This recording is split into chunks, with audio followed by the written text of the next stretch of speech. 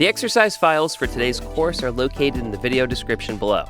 Don't forget to like and subscribe. Hello everyone, and welcome to SQL Querying Fundamentals Part 1. My name is Joe Patty, and I'm going to be facilitating this course for you today. SQL querying is an essential skill for anyone working with data, from business analysts to even data scientists. In this course, you'll learn the foundational SQL concepts and querying writing techniques to extract meaningful insights from complex data. With that said, let's get right into it. Looking to support our channel and get a great deal? Become a member today to unlock ad-free videos. That's right, your favorite courses without a single ad. Interested in a specific video? Purchase one of our ad-free courses individually. Looking for even more? Gain access to exams, certificates, and exclusive content at LearnitAnytime.com. More information can be found in the video description below.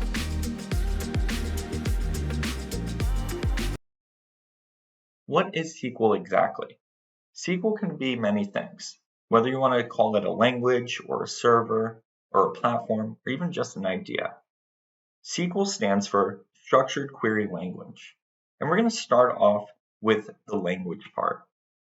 Since SQL is an industry standard language, it's used for communicating with data storage services. And since it's a language, like any other language, there may be subtle dialect differences between different variations of this data storage engine. The specific language we will be focusing on is Microsoft's implementation of structured query language, and as such, this uses a querying language called Transact-SQL, which is used to interact with relational databases. Now, when I say that there's a dialect difference between different versions of SQL, we're not talking like massive differences. There may be some terms that are used by one version that aren't used in another, and vice versa. But overall, the structure and the way that the language works is similar. So similar, in fact, that most structured query language queries can be translated between all different products. Products like Oracle SQL Server, MySQL, SQL Express, or even Microsoft SQL Server, which is what we're going to be using in this course. Now, not only is SQL known as a language, but it's also known as a server. So to support this language product, it needs to have a server that understands it. And the server in this course is Microsoft SQL Server.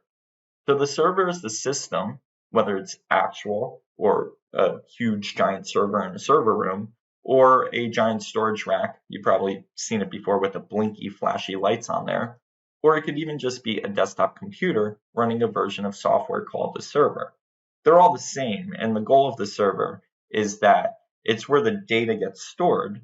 So this is basically the file servers where all the information is seen, and the goal between the language and the server is that we want to use the language to seek out or ask questions from the server where our data is stored. So, like a couple examples would be how many people are in the list, or how much money did we make last year? It'll look through all the data on the server, and we're going to use the language to return those answers. Now, not only can it be a language or a server, but SQL can be known as a platform as well. So this is a combination of both the language and the server. The language is for us to communicate, and the server is used to store the information. And these things combined would be referred to as a SQL platform. So when you hear somebody talking about SQL just in general, they're most likely talking about the platform, which once again is a combination of the server for storing the data and the language for accessing the data, or even updating the data so the platform represents the entire system. Sometimes SQL Server can be thought of as an idea. Let's say you just start with an idea and you say something like, well, I want to create a website where I sell all of my products. That's a fantastic idea. But to support that idea, you're going to need to invoke several different platforms to make it a reality. One of those platforms you build is a website where you can use HTML code. And something that must provide that website with information, right, would be our SQL platform. The SQL will have all the information about the products, and the website platform will simply have all the information displayed to you. So it's really important to note that this is just part of one connective web where the website platform showcases our products. Python could be something that interacts with buttons. CSS, cascading style sheets, is a way to represent our information in a nice looking way, and HTML could be the structure. Where SQL comes in is all of our data is on that server, and we're going to use that language to now bring it onto the website. So it all works together. Now there are two main basic SQL querying types. One of them is known as DML, Data Manipulation Language. Think of this as a request. I'm requesting information, and this information is like me going to a store. I go to the store and I ask them, hey, where's the gaming section? I'm actually asking them a request to tell me information about where to locate the gaming section. We then also have what's known as DDL, Data Definition Language, and this is typically an action. So you're requesting for an action to happen. So if I go into that same store and I say, please give me a bag for my game after I purchased it, I'm actually asking them to do something. So the request, DML, is me asking, where is the game section located? That's just information. Whereas DDL, Data Definition Language, is asking for a request. I would like a plastic bag for my game. They actually are doing an action. What we're going to be mostly focusing on today is DML. We will get into a part 2 series where we talk a little bit more about DDL, where we can create new tables and also take a look at new databases, and we'll get into that a little bit today as well. This SQL clause hierarchy is something that we're going to come back to throughout this course because it's the structure that we must follow when creating the query. This first clause here is known as the use clause, and it's actually one of the first clauses we'll issue in our SQL query today. It is an optional, that's why it's in yellow, but it's a good idea to have. The use clause tells SQL Server which database or which collection of data in the SQL Server that you want to use for your query. Now, the reason I say it's a good idea to use is because if you have multiple databases, you want to be sure if somebody's working with you that the readability is there. They know exactly which database you're actually using. Now, after that, we have what's known as the select clause and the from clause. These clauses are the heart and soul of every SQL query statement. These two, select and from, will allow for us to retrieve our data using the select clause, and the from clause follows the select, telling us where we want to retrieve that data from. So these two elements will be there a lot. So select this amount of data from this table. Now let's take a moment to talk about the join clause. This one's actually in red because we're not going to be going through it too much today. And really it's only going to be used if you're joining two tables together. So let's say, for instance, that you have information in one table that's very similar to information in another, and you just want to join the clauses together. So you're going to use join table on two fields that are matched. So that's important. There has to be something that is relatable between the two tables. After this, we have what's known as the where clause, and this acts as our filtering system. We can use things like and if we wanted to, or condition, and you'll see here that and is going to mean both. For instance, like if I said that I want sales that are $500, but they also have to be Joe's sales. So I would use and. So they have to be $500 and they have to be from Joe. I could use the or condition, which is either. Let's say that I want to say, show me all the sales that are 500 or even Joe's sales. So that one's either. We have things like between condition. So if we want to say something like, show me all the sales between $300 and $500. The like condition is known as a wildcard condition.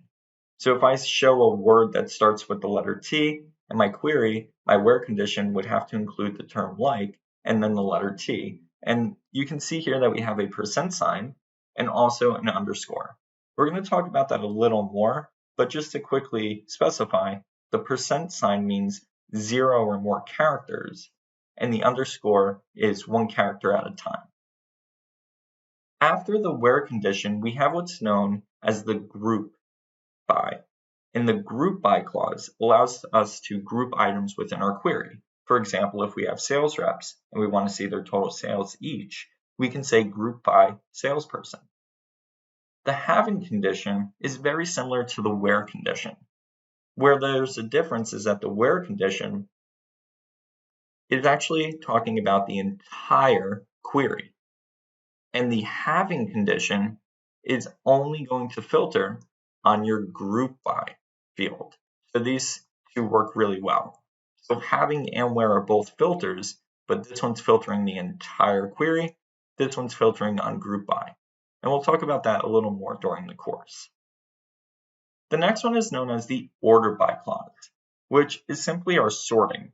So once you've done all the math, you found all the data, and you got all the values and all the results you want, the last thing you may want to do is put those results in some sort of order, which is the order by clause. Before we start doing any querying, we actually need to download and install the SQL Server Management Studio. I'm using Microsoft SQL Server Management Studio 18. Now, it is free from Microsoft. All you have to do is go on Microsoft's website and look for SQL Server Management Studio or SSMS section. You'll then select the installer that's appropriate to your platform, whether you're going to be using a Mac or Windows, and then you'll just install the file and follow the wizard prompts. And that's it. Once installed successfully, you can find SSMS on your Start menu, or you'll see here that I did access it on my desktop, so I can quickly click on it and launch it. Now, even though this is free, if you did want to, let's say, connect to maybe a Azure SQL database or SQL Server instances, well, in order to do that, then you would need a license, whether you have an already licensed production instance, or if you wanted to use a free Express edition, you can. So that's the only requirement. You can connect to it, you can use it, but if you want to manage any type of SQL Server database engine, you'll need to have a license. So I'm just using the free one here, and I'm going to double click on it. And you'll see once it opens up, this is what it looks like. I'm running version 18.12.1. You might even have a higher version at this moment in the video. And you'll see that right away it's going to ask us to connect to a server. Now, as I said, you would have to pay for a server, but you can use a free server that's not technically a server, but it's connected to your desktop. So you'll see here that the server type is going to be a database engine. That's the one we're using. So we'll select server type database engine. And for the server name, when you click the dropdown, you should see your desktop with a bunch of different characters /SQL Express. As I said before, SQL Express edition is free. So it connects to your computer and it acts like that's the temporary desktop SQL server. So it's not really a server per se, but we can use it for this training. Now, if you don't see your server name, you may have to click for Browse More and click the little plus icon here. And once you click on the plus icon next to Database Engine, you should see your desktop and then a couple of characters /SQL Express. And that's the one you're going to choose. Once you do that, you're all set to go. You're going to click Connect. And that's it. We are now in our SQL Server Management Studio. What we're going to learn about next is how we can upload a database to a SQL Server Management Studio application. Okay, now that we're connected, we will upload our database that we'll be using for this course. Let's go over to the Connect pane over here, and you'll see we have the Object Explorer, and then we have here all the different categories like databases, security, server objects, and really what I want to do is click the little plus next to databases. You'll see that we don't have any databases yet. So what we can do is right click on the database folder and choose new database so that we can create a new database and name it. For this one, I'm just going to call it Fun Data. So for the database name, let's click in there and call it Fun Data. And I'm just going to use all one word for that. Now you're not going to click add, you're actually going to go to OK and give that a click. And now we have a database called Fun Data. The only problem is there's no data in it yet. So let's actually import some data, and you'll find the exercise file within this video. So the first thing I'm going to do is right-click on Fund Data, and I'm going to choose Tasks. At that point, I'll then go over to Import Data. So right-click on Fund Data, go over to Tasks, and then Import Data. Once you do that, it's going to open up a wizard for importing the data. Once this pops up, we're just going to start off by clicking Next. We'll then choose our data source. So the data source that I'm going to be using today is a Access file. So if you've ever seen or used Microsoft Access, that's where all of the data is stored for today's course is going to be. So I'm going to click the drop down and choose Microsoft Access, Microsoft Jet Database Engine. So this is what we're going to be using today. That's where we're grabbing our data from. Once I select that, I'll then click Browse. And wherever you downloaded your file, I have mine here on the desktop, you can select that Access file and click Open. The next thing I like to do, just to make sure that there's a great connection, is I like to test the connection. So I go to Advanced, and I'm going to choose Test Connection. It'll say that the text connection has succeeded. I'm very happy about that. I'll click OK, and move on to the next. So right now, we've just chosen our data source from Access. The next one's going to look very similar, but what we're doing this time is we're choosing a destination to put our data. We're now importing it. And we're actually going to import right here on the Server Native Client 11. So this is our SQL Server Native Client. That's the one we want to choose. And that's just telling it that we want to put it on this management studio, this server, which is connected to our desktop, the Express free version. Once we do that, we'll then click Next. After that, it's already selected. We're going to just copy the data from one or more tables or views. I'm not going to actually write a query for this. I just want everything to come over from that Access file and click Next. We'll then have a view of all the different tables in our data set. And I'm actually going to click the little check mark right there, and everything is now selected, and I'll choose Next. I'm going to choose to run this immediately so that we can start using this data right away. And I'll click Next. You can click Finished, and it's going to run through everything. Now for this course, you may see that we have 24 total, and we should have at least 2 warnings. You don't have to worry about those. If we even get 1 warning, that's okay. So we have 23 success with 1 warning, which is fine. If you have something very similar to this, that's great. If you have any errors, something didn't load right and you should try that again. And if you have like 2 warnings, maybe 22 success, that's all right too. It doesn't have to be perfect, but yeah, as long as you have a majority success, you can then choose Close. And now we actually have data in our Fund data set.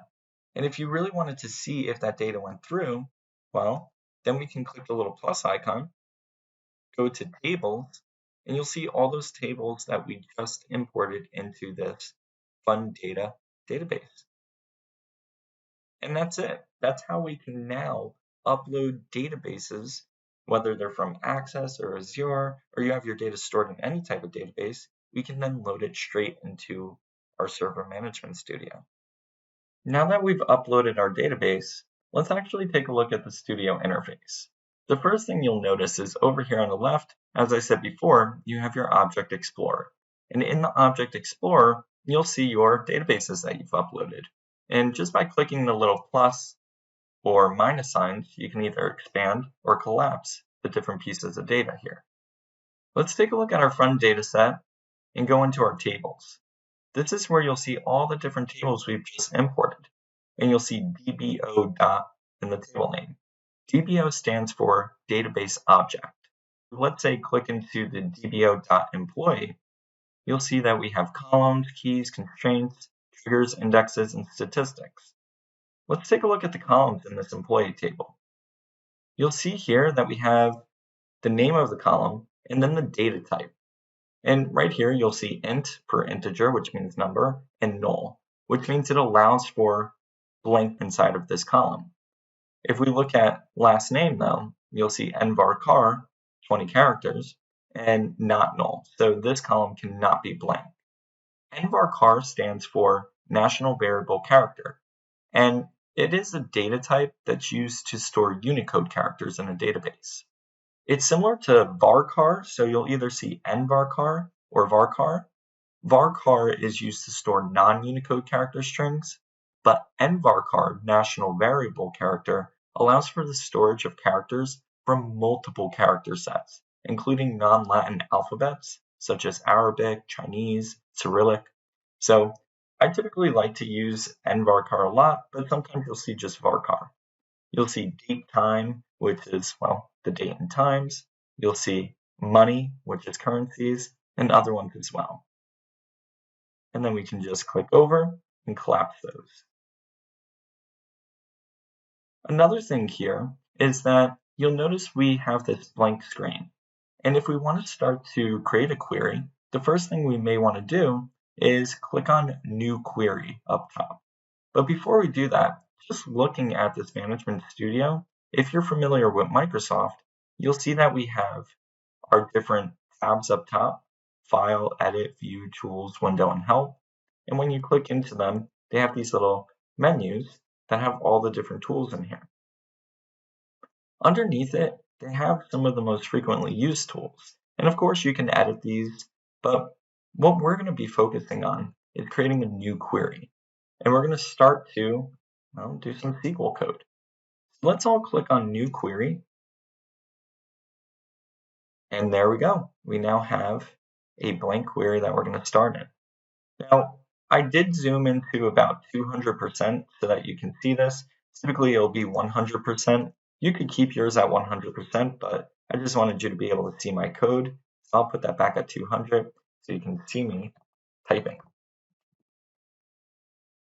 What we're going to do next is actually create a query together. So click on New Query, take a look at the environment, and then we're going to get into creating the query.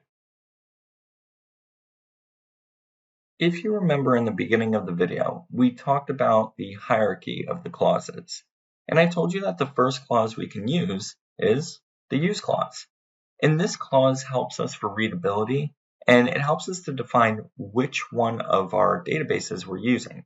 Now, of course, I just have one database here called Fun Data, so it's going to be easy for me to just start querying it. But it's always nice to get in the habit of using the use. So the first thing I'm going to do is click right onto my first line here and type in use. I typically do use all capitalized characters. If that's a preference, you don't have to do that. You can still do it like this. You can do it like this. Totally up to you, but I get in the habit of just all capitals. I'm going to type in use, and I just want to type in fun data.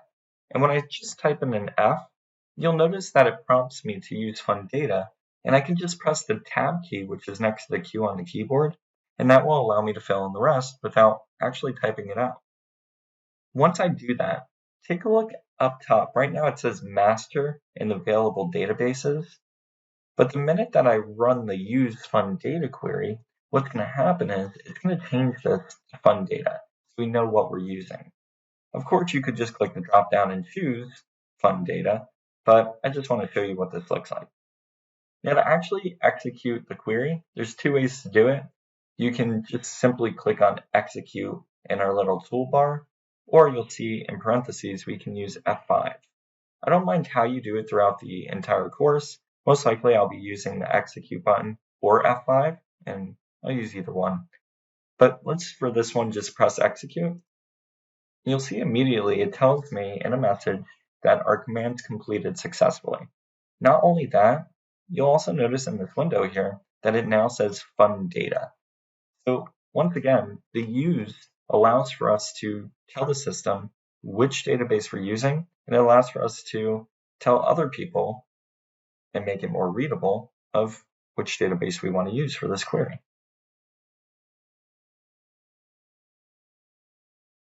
Following the hierarchy that we did before, where we started off with use, the next one up is going to be the select clause and the from clause. And as I said before, those are the heart and soul of SQL. So let us pull some customer information. The way that we'll do this is right underneath the use, I'll press enter, and I'm going to say select. I'm going to say I want to select, and I'm going to choose what I want. Now you might be thinking, well, Joe, how do we know what columns are in the databases? Well, as I showed you before, we could go over to the Object Explorer and go to tables and take a look at the different tables and what columns are in there. Let's say that we want to use the customer column. So I'll click into those columns. So it looks like we have some great information here in the customer table. Let's do the customer name.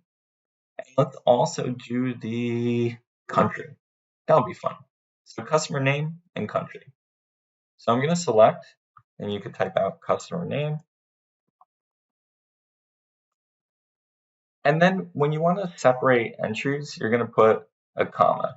So I want to select more than one column. You'll name it customer name, put a comma, and then put country. Now you're going to see a couple of things are happening here. When you're making a mistake inside of our Studio Management Studio for Microsoft, you'll see here that it underlines it with a little squiggly, very similar to other applications if you spell something wrong. And the reason it's doing this is because, first off, it doesn't know which table we're using, and second, there is a different way of selecting columns that have two names to them, like customer name versus country. So we can still write this out, but just note that if you wanted to pool this customer name as one column, it does have to have square brackets around it, just like that.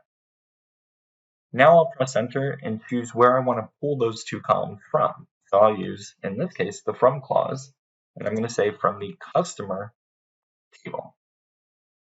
And now you'll notice that those red squigglies go away because now everything looks great. Now I'm going to show you an easier way because, well, I want to be more efficient. So if you run this right now, it's going to work. But as you can see, that took a lot to write out. What I always like to do is start the queries using the from clause and then fill in the select clause.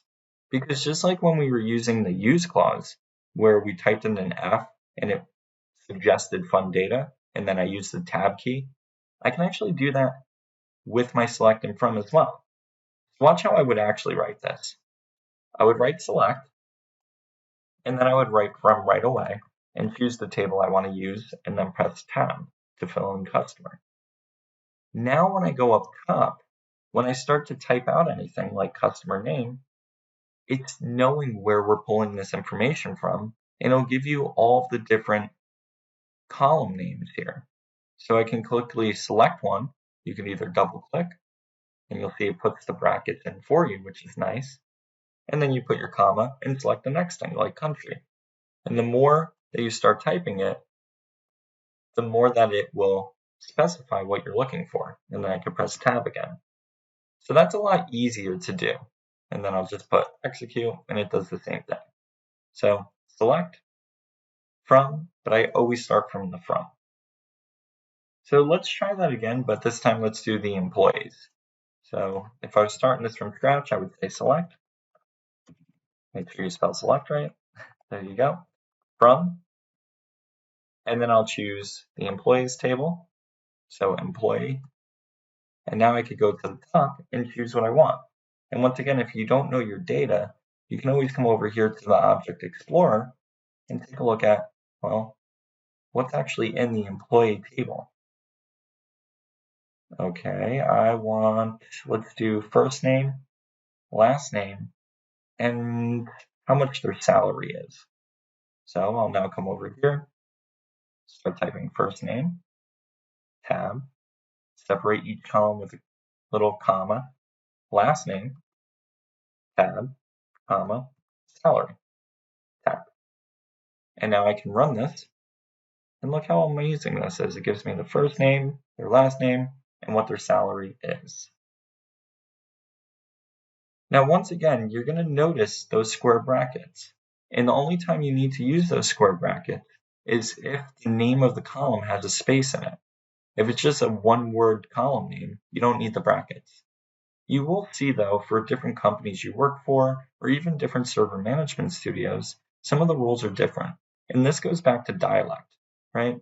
Most of this stuff is going to be typically the same, but you'll notice very small differences between different studios and different ways that your employers want you to write your code. So I have noticed that people will sometimes, even though it's not needed, do something like this. And even if I execute this, it does the same exact thing.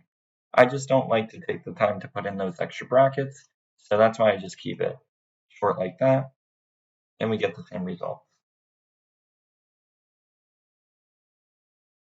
As I said before, using the from clause first and then choosing what to select is great. But you might be wondering, do I really need to always come over here if I don't know the data or if the data is new to me and look at the columns? No, you actually don't have to do that, and I never do. Instead, there's this awesome little shortcut here that we can pull, and I'll just make this a little smaller here so we get more of our screen. What I like to use is an asterisk. And what this does for us is it allows us to see all of the data at once, so we don't need to go column by column, and we can just see what data we have available to us. So let's say once again I want to use my employee table. The way that I would actually write this, if I was doing a first query on it, is I would write select, I would use my asterisk, and then I would do from, and then I would write employee, or the name of the table. I'm going to run this with F5, and look at this. We get every single column. Now, in the results here, you'll notice that the columns are going to be in whatever order they are in their actual origin of database. And if you click on a column, it'll tell you right here the column number. So if I click on this column, it'll tell me this is column 5. So if you want to know how many columns there are, you can quickly see by just going to the end here and clicking. And it'll tell me that there's 18 columns. It'll also tell me how many rows there are. So I see here 15 rows of data. So we now know that this company has 15 employees. So we have 18 columns, 15 rows. The next thing we're going to be talking about is being able to add in notes. But as you can see, we can get more efficient with writing our SQL queries by using the asterisk and the from. And when we do it in this order, we can see all of our data at once and then choose exactly what we want. Notes allow for us to simply keep track of SQL code, and this allows for readability for other coders as well. So we can keep track of what we're writing, and if we hand over this project or transfer it to someone else, they can know what we were thinking at that time. Now, you can create a note with 2 hyphens. So let's say I wanted to create a note with 2 hyphens and just tell the user that we have 18 columns of data. So I'll do hyphen hyphen, and then I can say something like, this is a note, and there are 18 columns. And that's all it'll be. If I run this code, it's going to be the same exact results because the note is ignored. Let's say, though, that I want to write more than one note. So maybe I want to write a full list of notes, maybe a couple paragraphs. To do that, we're going to actually use a / and an asterisk. So we're going to do forward, asterisk, and then we can write a whole bunch of notes. This is a whole bunch of notes. And I can even press enter, and I can keep writing until I am done. And then I'll just use an asterisk and / again. So you can write more than just one line of notes. So if it's just a single line of notes, you can use 2 hyphens. If it's going to be a whole bunch of notes, like paragraphs, you'll use the / asterisk. And then we can just run this and execute it. Now you might have noticed that in Microsoft SQL Server Management Studio, there is a little bit of a code, right? A color code. So you might notice that the notes show up in green and the clauses show up in blue. Let's say, though, that I write the word key like that. You'll notice that in my query, it's blue. So you might think, oh, that's a type of clause. But if I go to run this, it's not going to know what key is. So just note that even though other things may be color-coded in blue, it doesn't always mean that there's something that you can use. There's no clause for key. It's just something I wrote. I could write hi, right? And you'll see it do that. If I write key, it's making no sense. So just keep that in mind that there are different syntax errors that will come with this. And this is what a syntax error would look like. It'll tell you exactly where it is. It'll say state 1, line 5, 1, 2, 3, 4, 5, and it's an incorrect syntax. We talked about selecting all the columns and found out that there's 15 employees. But what happens if we only want to see 7 results instead of 15? Well, we can use a command called top, and we'll put it in front of the select clause. So I'm just going to get rid of these notes here. Let's get rid of those. Let's get rid of these. And what I want to do is I'm going to select, and I'm going to say top, T-O-P. And then we can choose the top, let's say 7. So what it's going to do is it's going to select the top 7 entries in the order that they appear in the actual data. And when I run this, there we go. You'll see the top 7. Now we're going to talk about this a little more when we get into the order clause. The order by clause will order it in a way where we could see our top employees based off of a criteria, like how much they sold or when their hire date was. Right now, all we're looking at is just the top 7 entries, so there's no specific order. It's just literally taking the top 7 and just showing me them. So let's actually move on to a different table here. And what we're going to be talking about next is the where clause. The next thing I'm going to talk about is the where clause. This clause allows us to filter the data that we're seeing. So let's move on to a different table here. Let's say that we want to look at all of our data in the customer table. Once again, I'll just simply write my select clause, put my asterisk, and let's do customer. And then I'm going to press F5 on my keyboard to run and see all of my results. Now, what I love so much about the where clause is that we can start to filter data to see specifically what we need to see. Sometimes we don't need all of the data. And that where clause, for instance, uses conditions to allow us to pick and choose certain columns or certain items in the data that make sense to us, whether we're looking to solve a problem or even find a problem. So the first thing that I want to do here is, let's say that I have all of this data, and if we just go over to the country column here, we have a ton of different countries. So I have USA, Canada, I have, if we go down a little more, Switzerland, Norway. And all I want to do is just see the data from USA. Now, right now we have 269 rows of data. Let's see what happens when we write the where clause. Now, going back to the hierarchy, remember, it's going to be the use, then select, then from, and then we can use where. So I'll type out where, and let's say where country, we're going to reference the actual column that we want, and then we can use comparison operators like equals or greater than or equal to or not equal to. And we're going to say that where country is equal to, and then we can write USA. Now, it's not case sensitive, so you can write USA in all lowercase, all capitals, capitalize the U, totally up to you. So now when I run this, let's press F5, or you can click on execute. And when we run this, we now have 90 rows. So no longer do we have over 200, we're now filtering just for USA. We can also look at the opposite if we wanted to, by putting an exclamation mark in front of the equal sign. And this is going to indicate not equal to. So we have equal to and not equal to. And if I run this, you'll see we now have 179 rows of data. And it's giving us everything but the USA. Now we can also use conditions to further specify what we want. I could say and if I want both conditions met. And I can also use or if I want either condition met. So for instance, let's say that I want to grab the country that's equal to USA, and then I'll use my condition and you'll see conditions will be color-coded gray, and I'll say where country is also equal to Canada. Now, if I was to run this right now, we're probably going to get 0 results. And I'll run this with F5, and you'll see nothing. And the reason why is because we don't have a customer that's from both USA and Canada. They would have to be from both.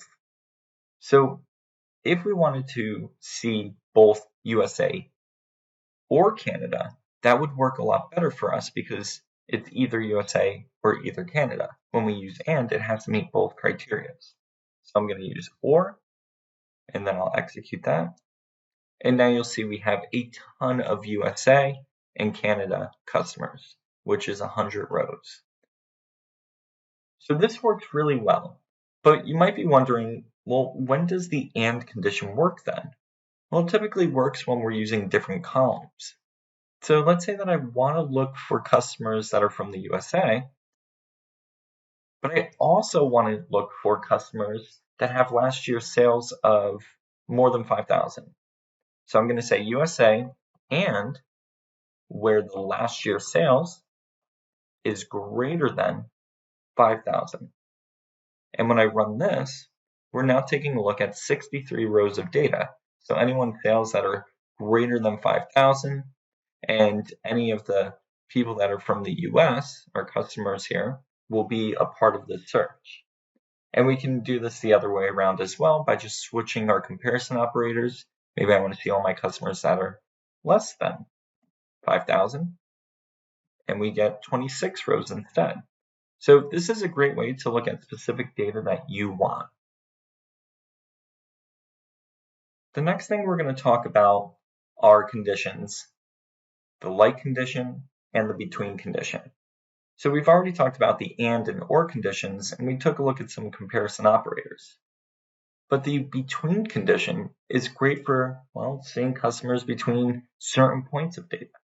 So let's say we wanted to only see customers' name and maybe the country, but we only want to display them if they have a last year's sales between $5,000 and $10,000. So the first thing I'm going to do is start with my select. I'm going to put select all from customer table, and I would run that. I then want to choose what I want, and I just simply want the customer's name, and also let's do the country. But I only want to return customer's name and country if last year's sales is between 5,000 and 10,000. So I know exactly what I'm going to be returning. I want the customer name, and you can use your arrow keys to select, or you can use your mouse to double click. Put a comma for the next column you want, and I'm going to do country. And now I'll write my where, and I'll say where last year's sales, and then you're going to use the between condition.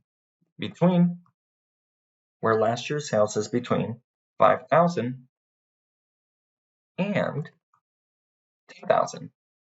Now you might be thinking, well, we're using the and condition again, and we are. We are going to say it, and we're going to write out our SQL exactly the same way. So if I was to say, hey, I want to see where last year's sales are between 5,000 and 10,000, you see how I naturally say and, so that's exactly what you'll do. You'll say last year's sales between 5,000 and 10,000. So you will use that and then when we go to run that, we get 54 rows. So we don't necessarily need to see the last year's sales. Unless you want to add it in there, you're more than welcome to. But we can just quickly use the between and conditions, and then you'll see here our results. Another condition we can use is known as the like condition, and this is more of a wildcard condition. Now remember, we talked about this earlier in the session, where if there is an underscore, and let's say that we have that underscore, if we do have an underscore, that's actually going to be searching for one character followed by whatever's in front of it. So, for example, if I was to write something like underscore, and then I was to write AT, well, that can return a bunch of stuff for me. It can return something like SAT, or BAT, or MAT, or RAT, or cat, right? So it's returning one character and then AT. Now, if there was a percent sign, then it would look for unlimited characters followed by whatever's in front of it. So, for instance, if I was to do something like this, where I do %AT, it doesn't matter how many characters. So it can pull a bunch of stuff. For instance, it could pull sat or flat with 2 characters before the AT, or splat, or even great, right? GRE and then the AT because it doesn't care, or repeat. So whether it's 4 characters or 3 or even 2 or even 1, it will pull all of that with the percent sign because it's unlimited whatever's in front and then an A and a T. If you have an underscore, it's 1 character at a time. So we can even do something like this if we wanted to. If we said underscore underscore and then AT, it would look for everything that has 2 in front of it, so flat. And that would be the only thing that'd be returned because it has the FL in front of the AT. So this is a great condition. I use it often, and we can search for a lot of different things. So let's start off. We're just going to use our where again, but this time let's do country, right? If we were looking for a country that's equal to USA, and we run that, we know we get our 90 rows, and that's all of our USA. But what happens if I want to see everything that ends in A? Well, then I would use my like condition. I would say like, and then I can say %symbol A. Now you might be thinking, well, why is this happening? Why is it pulling this menu? That's because even though we can just write like, we do have to put the %symbol in quotes. So we'll do quote, %A, end quote, and that's going to accept it. And when I execute, you'll see we get 140 rows. It's pulling not only USA, but anything that ends in A, like Canada, or even China, or Austria. So everything that ends in A will now be in our results. If I wanted to look specifically for China, I could do, of course, equal to China, but if I wanted to use like, I could do something like this. Underscore for C, H, I, and then do NA. So I can choose 3 characters and then NA and execute, and it'll only pull China because it's looking for 3 characters with an NA at the end. To be a little more efficient when we're writing our code, we can actually change the way we write our where statements. For instance, let's go back to our first example where I looked for country is equal to USA or country was equal to Canada. So I'm going to say country is equal to USA or country is equal to Canada.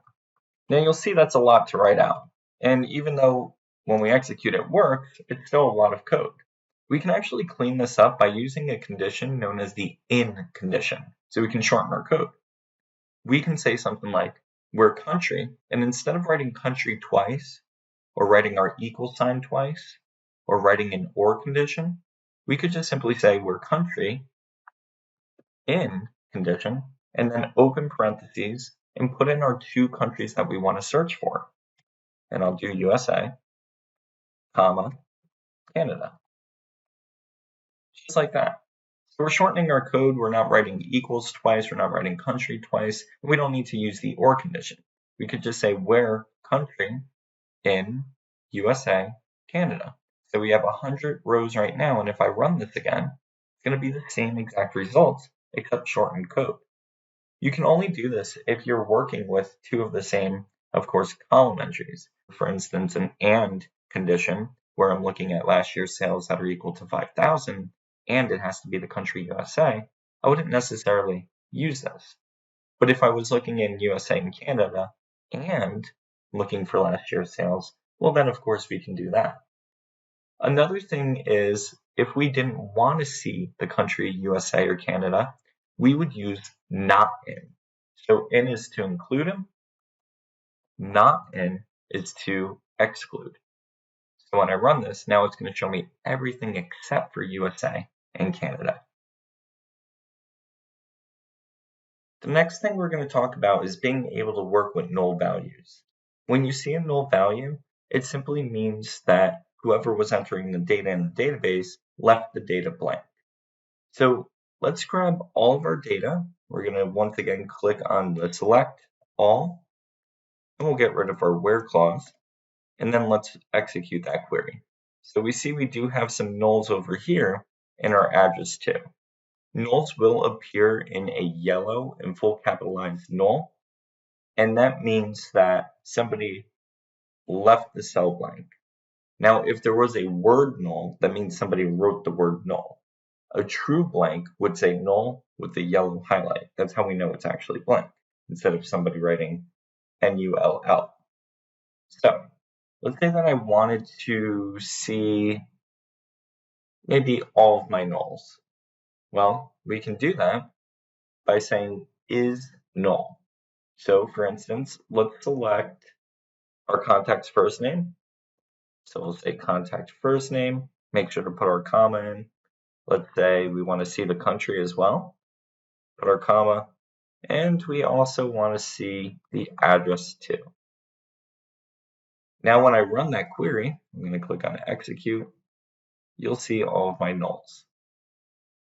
If I wanted to filter this out with the where clause and just see my nulls, I can see where address to, and then we're going to use the is condition there, null. And when I press execute on that one, now you'll see all of my data that has nulls.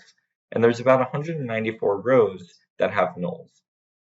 Now, if I wanted to see the opposite, maybe I don't want to see any of the nulls, we're actually going to use is not null. And this will return everything that does not contain null values.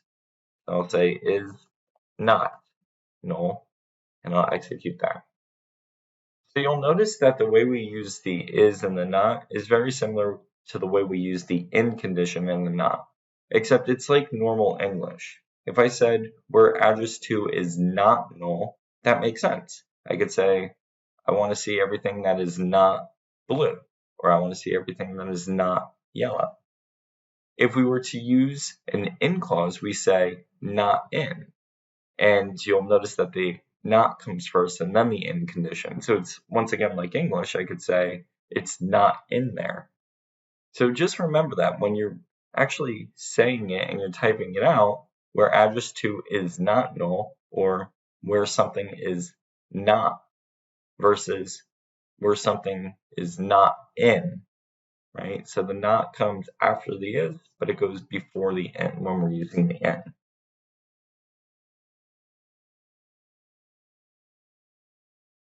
When we're working with our null conditions, you'll notice that is works really well, but it only works well with our null.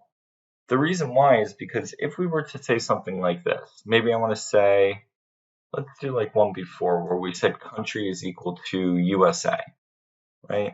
We know that when we say is country equal to USA, that works really well, and I can run that, and here we go. That's what we get, 90 rows. But if I change this to where country is USA, we're actually going to get a syntax error because we can't use is with just looking up a string of text. So it doesn't work well like this. We want to be able to use it with null. But we can combine things together. Like I said, we can write multiple where statements. I can say where country is equal to USA. So I'll change the is to equal. And then we can use an and condition, and where address to, let's say I don't want to see any nulls, is not null. And when we run this one, we're just asking to see where the country is equal to the USA, but we don't want to see any of the nulls here in address to. So this works really well. So you can do more advanced where clauses by starting to combine different things like is not, or equals, or using the in condition. And yeah, we could get very specific on what we want to see. The way that I've been writing code has been to really just teach you the basics of SQL querying.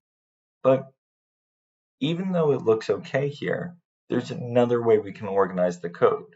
And it's going to make us more efficient and also leave us more space for notes. Let's say we write some random code, right? Let's say that we want to use the order details this time. So first thing I'm going to do is select all from, and then we've been writing it like this, where we want to see order details. Once I do that, I can hover over the asterisk there and see all of the different columns, or you could simply press execute, and then you'll see all of them here. But instead, let's say that I want to look at product ID. I want to look at the unit price. And I also want to look at let's do quantity. I'm going to run that, and this works very nicely. But let's organize it a little differently. Instead of writing it all on one line, which can make these lines become really long, let's actually start to build it out differently by putting each one of these lookups on their own. So you'll see here product ID, then we're doing unit price, then we're doing quantity, from, and then we're doing order details. So when you write it like this, it's going to be a lot cleaner, and it's going to leave you space to actually add some stuff.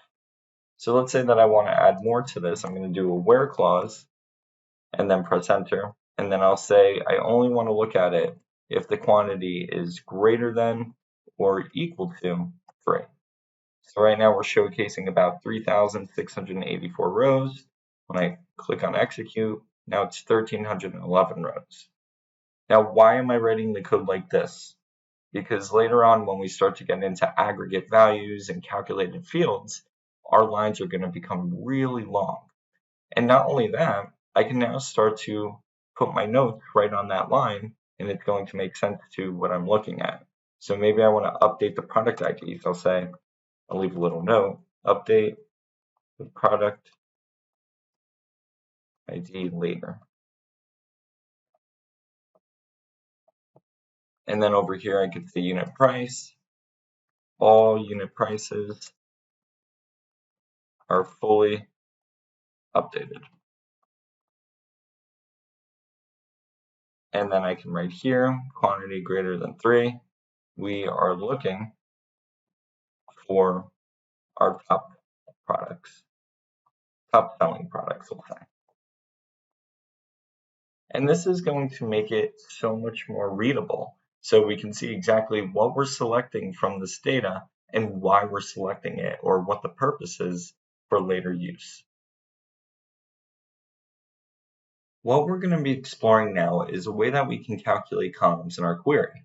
We can do this by taking the column and multiplying it by another column. Maybe, for instance, if we want to see our total sales, we can multiply quantity times the unit price. So let's actually do that. Let's write a query. We're going to get rid of our where clause here. And you could get rid of the notes too if you want to. So I'll do this and this. And I think this looks good. We'll keep this query just like this. We have the product ID, we have the unit price, and we have the quantity.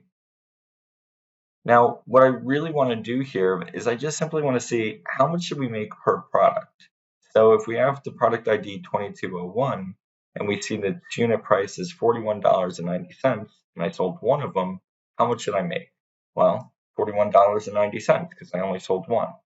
Or $33.90, I sold 3 of them. How many, right, did I make? How much money did I make? Or 1652 times 3. So I have to now do multiplication of going across. And the way that we can do this, we're going to add our comma after the quantity because we want to get another field, and press enter. And now we can take unit price. So I'm going to take unit price, and we're going to use an asterisk symbol for multiplication. We're going to multiply that by the quantity. And that should give us, when we run this, our total sales. And look at that, 4190 times 1 is 4190. 3390 times 3, 101. So it did all that math for us within seconds, which is great. The only thing that did not come over is when you create a calculated field, it's automatically going to have no name, and we have to give it a name. Now to fix this, we can use a simple as statement. So after I write unit price times quantity, I'm going to write as, and I'm going to name it whatever I want. And make sure you put it in a quote. So I'm going to do single quote, total sales, just like that. So unit price times quantity is going to be total sales. When I execute it now, you'll see the column is now updated to the correct field, and it's looking perfect. Now we can also use the as to name any of our fields. It doesn't always have to just be ones we've created using calculated fields. For instance, maybe I don't like it saying product ID. So I can say product ID as, and then I could call it whatever I want, like items. So product ID as items, put our comma for the next thing. I want to see unit price, put our comma. I want to see quantity, put our comma. And then I want you to do unit price times quantity and call it total sales. And when I execute this query, I have items, unit price, quantity, and our total sales. So it works perfectly. So you can really start to have a lot of fun with this because now we can manipulate our data in a meaningful way. Whether we want to see projections or we want to see total prices, we can do that with calculated fields. And always remember that when you create a calculated field, you always want to name it using the as statement. That way, we can have a name for our column. This query is looking really great. We see here that we're selecting the product ID, the unit price, the quantity, and our total sales. But I am noticing one thing. What happens if we don't want unit price and total sales to just look like numbers? Because really what they are currency. So if we want to make our currency actually look like currency instead of plain numbers, we're going to use what's known as the format function, which allows us to change the format of the data we're looking at. So I want to make these have dollar signs, and the way that I can do that is by going up to, let's say, unit price, and let's change that first. I'm going to wrap unit price in a format function. So I'm going to write format, open parentheses, and once I have what I'm looking for, which is unit price, I can then have my comma here. And the next thing is, what do I want to actually format this as? Now, there's many different ways to format, and I'm actually going to leave a link in the video where you can click on it and see all the different options for formatting. And also, not only that, all the different functions we can use in our Microsoft SQL. So now that I have format unit price, I'm going to actually put it as a small c. Small c means currency. And you can even choose the amount of decimals you want, whether you want 1 decimal place or no decimal places, or maybe you want 5 decimal places. You would do C5. But let's just do C, which is just the default currency, and then close the parentheses there and execute. You'll notice that now it adds our dollar sign in and it looks more like a currency. And I like that, but you'll notice something weird is happening. It's saying quantity. That's because we didn't put our comma. You want to be sure that after each thing you're looking at, you have a comma. Now when I do this, you're going to see that we see unit price. But you'll also notice that the minute we format unit price column, it actually changes the column to a no name column. So anytime you do any type of formatting to a field, you have to be sure to use the as statement, name it back. And I'm just going to name it like it was originally, unit price. Now I can execute this. Make sure to put your comma. So we're going to move it from there, put it here, and execute. And now this looks awesome. We'll just close that up. So now we're looking at it, and you'll see unit price, and you'll see that it's formatted as a currency. So let's actually do that for this one as well, our total sales. Once again, I'm going to use the format. I'll type out format, open parentheses, put our comma afterwards, and then say what we want. We want a currency, and then close the parentheses. We know we're naming it as totals, and since this is the last thing we're searching for in our select clause, it doesn't need a comma at the end. You only ever need commas if you're searching for more than one thing. On the last one, you never need a comma because you're stopping that search there. Once I click execute, look at our query now. Our results look amazing. We now have the unit price and the total sales, and they look like currencies. Now, as I said before, if you want to add, let's say, more decimal places, or if you don't want decimal places, it can round it up. So if I just do C0, instead of it being like 4190, it'll be 42. And there we go. So you can do rounding as well. Or if you wanted more decimal places, let's say 3,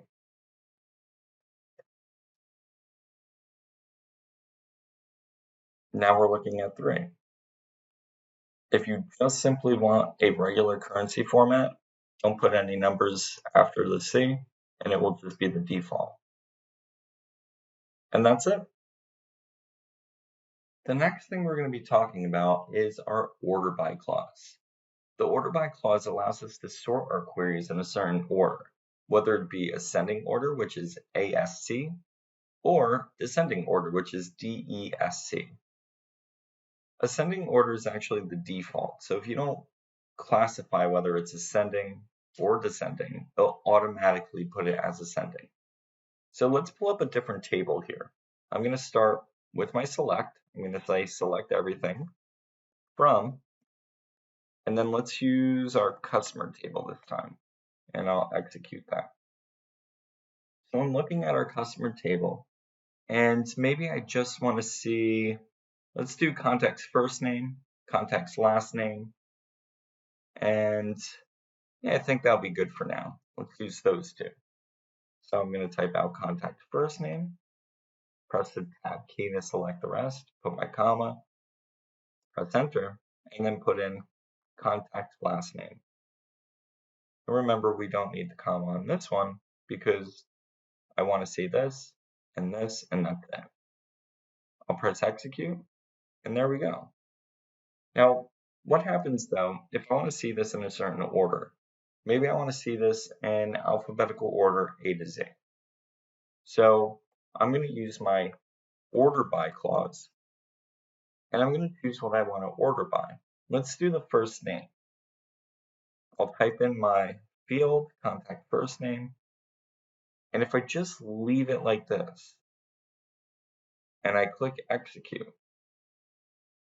it's going to automatically put it in a first name order, A to Z. Now, I will admit I don't recommend doing this. Remember, it's all about readability. That's why we leave notes. That's why we use the use statement, right? The use clause, because we want to be sure that we're making it readable for others to read it and know exactly what we were thinking.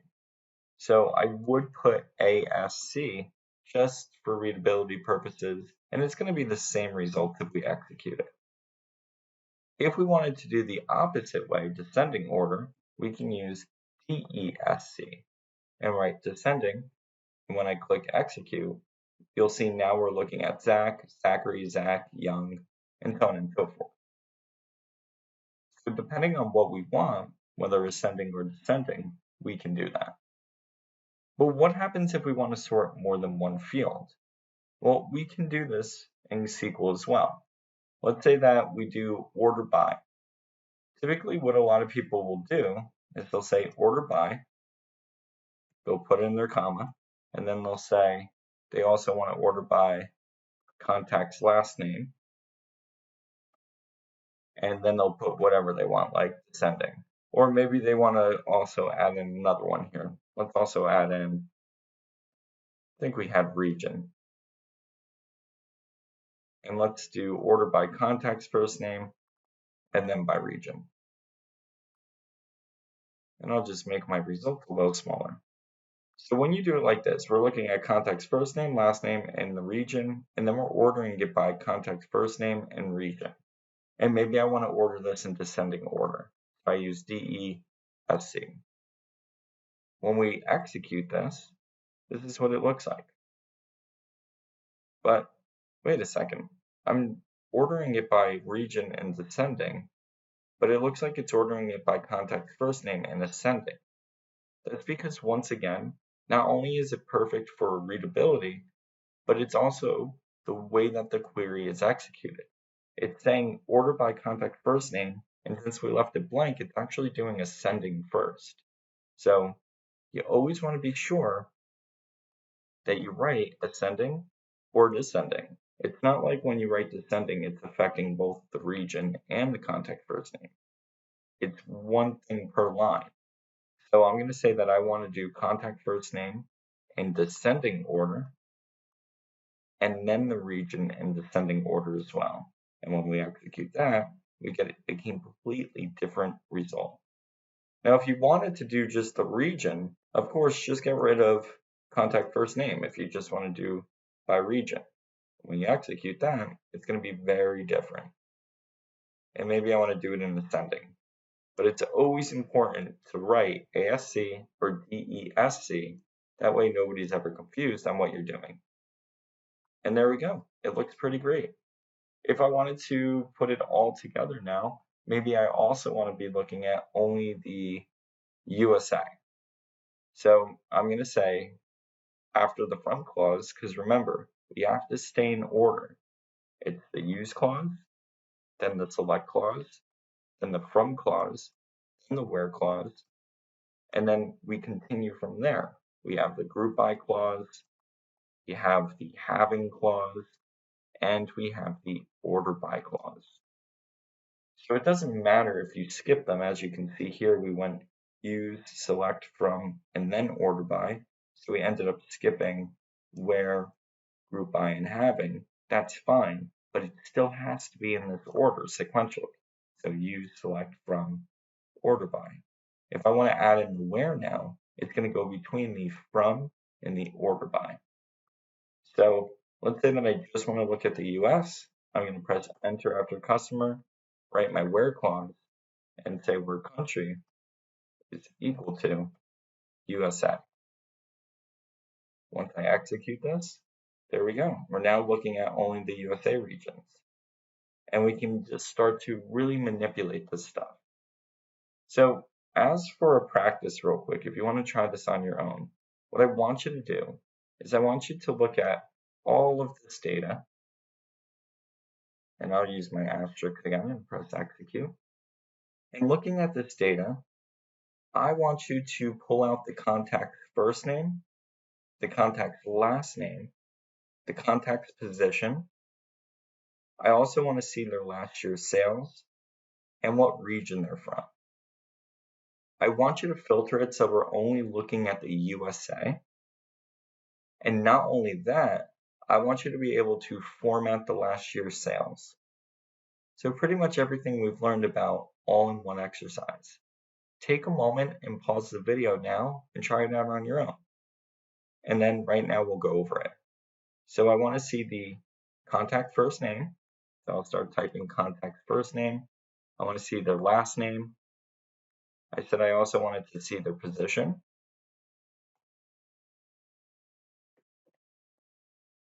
And I think it's contact position. There we go. And I want to see their last year's sales. Now I know I want last year's sales to look like a currency, so I'm going to wrap that in a format. Open parentheses, put my comma. I want a currency, and then we have to name it. Another thing I may want to do here is when we're writing last year's sales, you might notice that last year's has the apostrophe S, and it's not going to work right. So in this case, if you know you have an apostrophe, what you can do is double quotes. And now you can say last year's sales. And this is going to work the same way that you would use single quotes. It's just because we have a single quote already in the name itself, we're going to use double quotes. I only want to see where, and let's do where it's USA.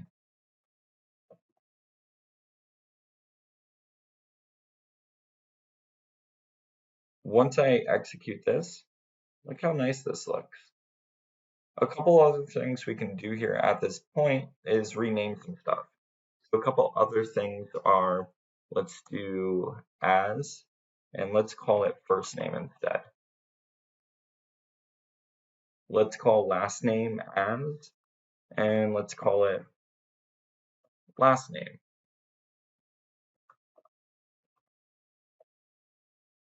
And let's take contact position and just call it as position. So that all looks good. And then you know what else I want to do? I actually want to order this by first name. Let's also add in here an order by, and let's do contact first name. You'll notice that because you named it, the only way that this could work is by using either the original, or if you start typing first name now that we've renamed it first name, we can access that. So I'm going to type in first name, and then you can just tab over. It is important to note that you can only use a renamed field if you're using order by. Later on, when we get into our next course where we talk about group by and halving, you cannot do this. Because we name this first name, we can use it in the order by, which is fine, but for other clauses, you're not going to be able to. But for now, this looks good. I'll be sure to do it in ascending, and let's run this and see what we got. And look how nice this looks. We've renamed our columns first name, last name, position. We've done last year's sales to look like a currency. We're only looking at data from the USA as well, and we're organizing it from A to Z. And this is everything we've learned about today put into a full query, and our results just look great. One of the last things we're going to talk about today are aggregate functions. We worked on calculated fields, and we saw that calculated fields allow for us to actually calculate a cross on a row level. What aggregate function does is it calculates on an entire column. So let's actually talk about that for a second, and then we'll jump right into it. So let's say that we're looking at some sales, and we're just looking at lemonade sales. We sell lemonade. So if we had a table with the item that we're selling, and let's say the item was our original, we'll call it original lemonade, then we might be selling blueberry lemonade or pink lemonade first, and then we sell our blueberry. So we have our items. Next to it, we actually have our pricing as well. So our prices are, let's say for the original lemonade, we sell it for $1. For the pink lemonade, we sell it for, let's say, $2. And for the blueberry lemonade, we sell it for $3. And then we have our quantity. How many did we sell? So for our quantity, let's say for this one, we sold about, let's say we sold 15 lemonade. And on this one, we sold about 10. And then for our blueberry lemonade, that was really popular, we sold about 20. So where calculated fields come into play, when we were talking about calculated fields in our last section there, when we're doing them, they're actually calculating across the column. So if I wanted to see, for instance, total price, well, what that's going to do is it's going to calculate across. So if I was to say how much did I make in total price, it would take the price times the quantity, like we did with quantity times units sold, and that would be $15 we made. And then the next one would be our $20 we made.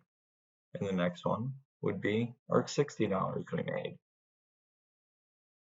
So that's going to be our calculated fields.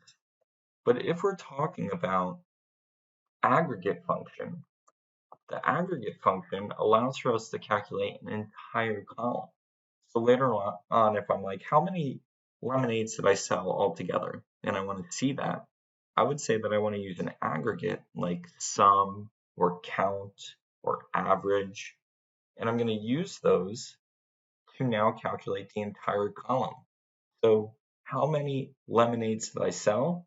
Well, I would do an aggregate function, and then it would tell me that I sold about 45 lemonades because it's calculating the entire column. Or how much money did I make? So it'll tell me I made about $95. So that's the big difference. Calculated fields are actually calculating across. It's saying price times quantity equals 15. So it's going across on a row level, whereas our calculated fields or our aggregate functions are going to be different because aggregate functions are going to be calculating the entire column. So calculated fields, row level, aggregate functions, column. So let's actually try this out in one of our queries here. Let's first select everything from our, let's do order details.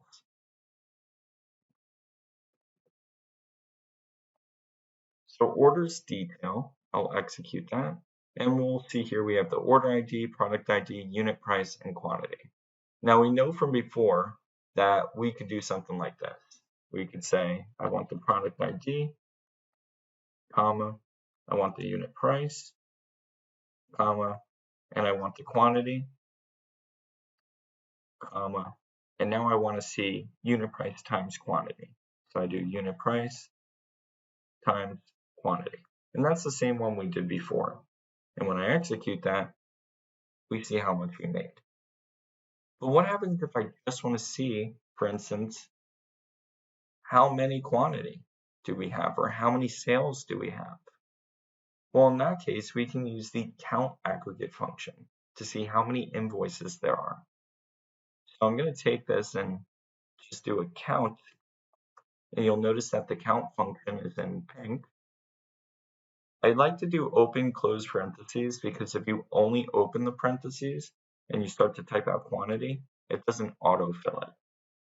If you close the parentheses and then you just go back one and use quantity, now it autofills it for you, and you could just use tab to fill it in.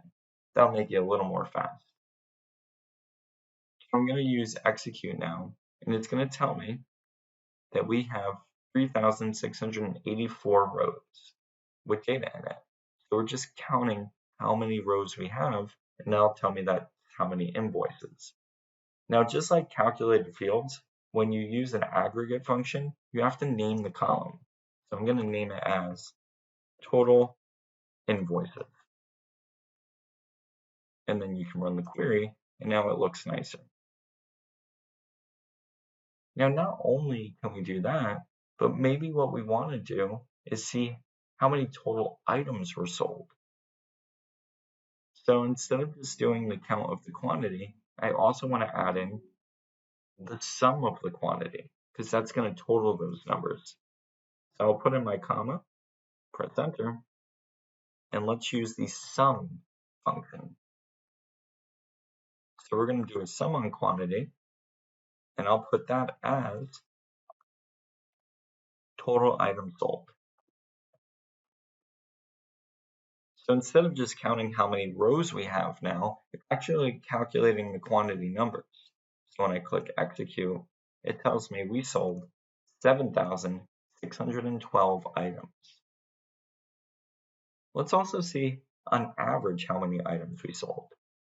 So I'll put my comma, and let's use the average function. Now you might be thinking this would be the average function, which would be a good guess, right? But this isn't.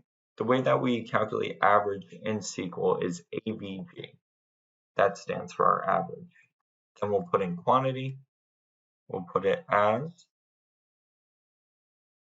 and then let's just say average items sold. Now we'll execute this, and look at that. On average, we sell about 2 items per invoice. So this is looking awesome. We can now use aggregate functions to calculate total rows. Now there is one thing that's not going to work right, and this is a common error that people run into when they first start coding SQL. Let's say I also want to add in product ID here. So I'm going to do comma, and I'm going to type out product ID. If we try to run this, we're actually going to get a syntax error. And the reason we're getting that error is because if we're looking at this, the first line here of the code, count quantity, returns only this one cell. Second line returns only that one cell. And the third line only returns that one cell. If I was to do product ID, it would return a ton of cells. And that's not going to work. You can't do that in SQL. It'll even give you the syntax and tell you what's wrong. It'll say, hey, you have to put product ID into an aggregate, or you have to actually take this and use a group by function. And we're going to learn about that in the next video. So if I click execute right now, it'll say, listen, the order details, that's the table it's referencing, the product ID column, it's invalid because it does not contain either an aggregate, so you need to wrap it in an aggregate function, or you're not grouping it by using the group by clause. So the only way this would work is if we had a group by clause as well. And we'll talk about that soon. But for now, all we need to do is utilize just simply our aggregates. And when we run that, we get it perfectly. Now, just like we found the total sales, we can find the total profit. So if I decided to do something like this, sum, we can put a calculated field in here as well. So you can combine the two, calculated fields with aggregates. When we created our calculated field, we did unit price. Make sure you close that parenthesis so you get the, there we go, unit price. And then we can multiply that by quantity.